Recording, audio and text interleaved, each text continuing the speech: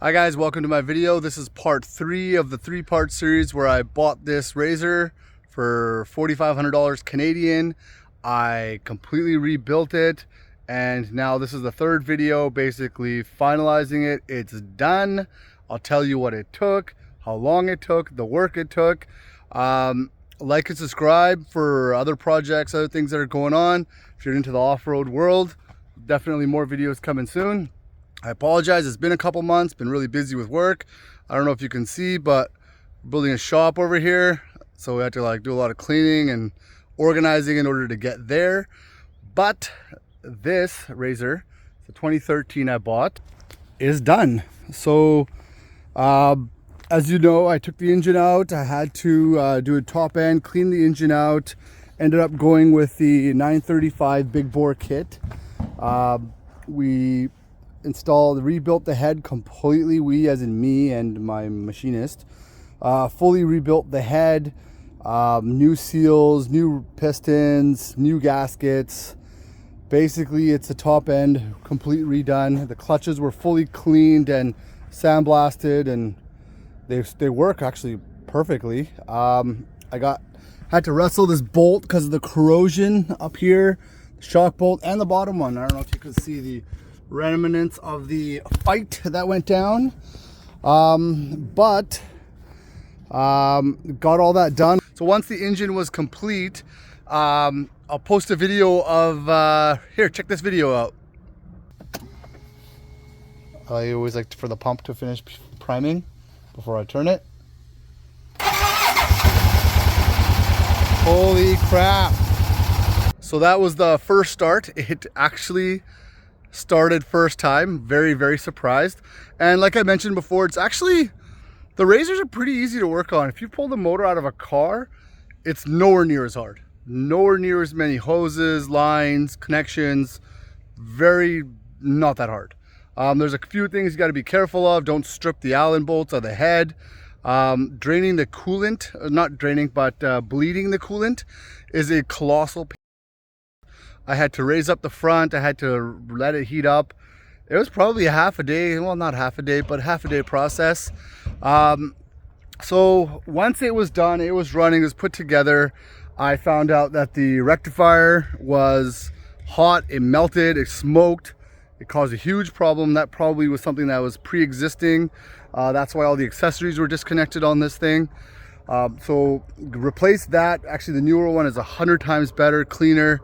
And I still have a parasitic draw, so the battery will go down after a few days. If you have any suggestions, leave that in the comments. So far, I have checked the winch. It's not the winch.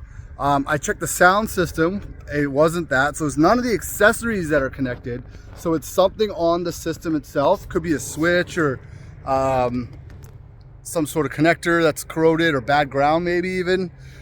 Could even be a bad battery, but the battery is brand new. I did test it. It does hold a good charge. So we'll try that. Once it got running, once I had it flying down the street at about 110 kilometers an hour, both lower ball joints were gone on both sides, both lowers, which is very interesting. And the boot on the driver's side axle was gone. So I actually I replaced it with a Tusk axle. It was just the boot. The axle itself is fine. I just figured, you know what, the boot kit is 40 bucks, so 28 USD converted, blah blah. This axle ended up costing me 100 and something. So if it blows, it blows. I have the stalker. I will rebuild it, have it ready to go. I gotta say, changing ball joints, the wheel bearing on this side had to be changed as well. Little bit of a more of a process than anything. The tie rod ends. Basically an entire front end had to be done on this thing. Definitely wasn't a very well maintained machine. Whoever had this machine out of it never really maintained it. I changed the oil on the differential, the transmission, the rear differential. I greased up all the bearings. I checked the brakes. I've gone through all of it. I had to replace this hood. To see the last 2 videos, there was no hood. I actually bought a camouflage hood and I spray canned it. I would love to find the actual one that goes with this year. but they are crazy expensive, and they're like 400 bucks OEM. You can't get the one that matches. It'll just come in plain black. So I just painted this one. It is what it is. Price wise, let's get down to the nitty gritty. I bought this thing for $4,000 US, Canadian. I think it was 4 grand. Yeah, I bought it for 4 grand. With all the motor repairs and everything to get it to a point where it was ready to run, cost me all in $7,500 Canadian. So that was what it cost me to get a running Rzr. I then spent another $1,000 on I added a roof.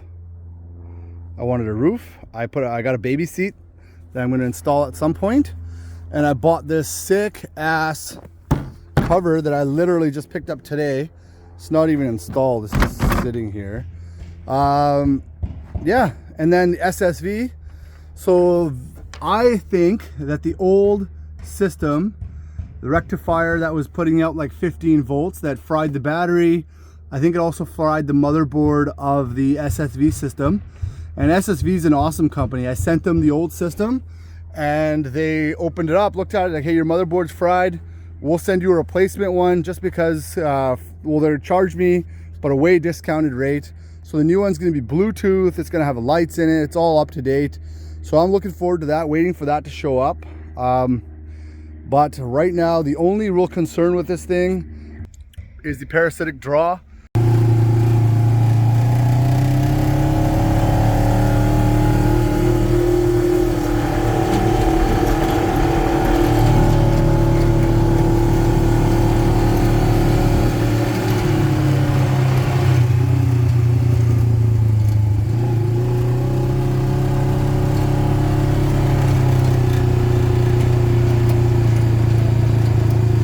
So from this project, I learned a couple things. One, these Rzrs are actually fairly easy to work on. The parts are very available. You can get anything you need fairly quickly. Rocky Mountain has like 5 pages of parts, or if I click on my 2001 RM250, I get like 3/4 of a page. And if I click on my kids Polaris 90, I got like 6 items. So the availability is awesome. Yeah, I'm actually looking forward to it. I'm having good fun riding this thing with the kids around the farm, around the house. I'm going to take it to the dunes. I don't know when, but hopefully soon. And I want to do a comparison because honestly, I was the #1 guy to rag on UTVs because I'm such a dirt bike ATV guy. And I got to say, it's actually pretty fun riding this thing. So I'm looking forward to it. Again, follow my channel, like and subscribe for other projects, other things that I got going on. I'm working on a Honda 450 that never seems to stop. Oh, never seems to like be done. I've pretty much done everything. I'm going to post a video on that. I'm just going to do one video because I've been working on it for 3 months. Follow my Instagram. It's Rzr900. I have a link in the description of this video.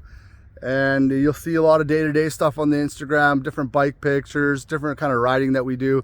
I don't post a lot of riding videos simply because they're not that interesting. I just ride. I usually just get my head down and go, and I'm a terrible person to ride with. I just constantly give her balls. But yeah, thank you for watching my video. Like and subscribe. See you next time.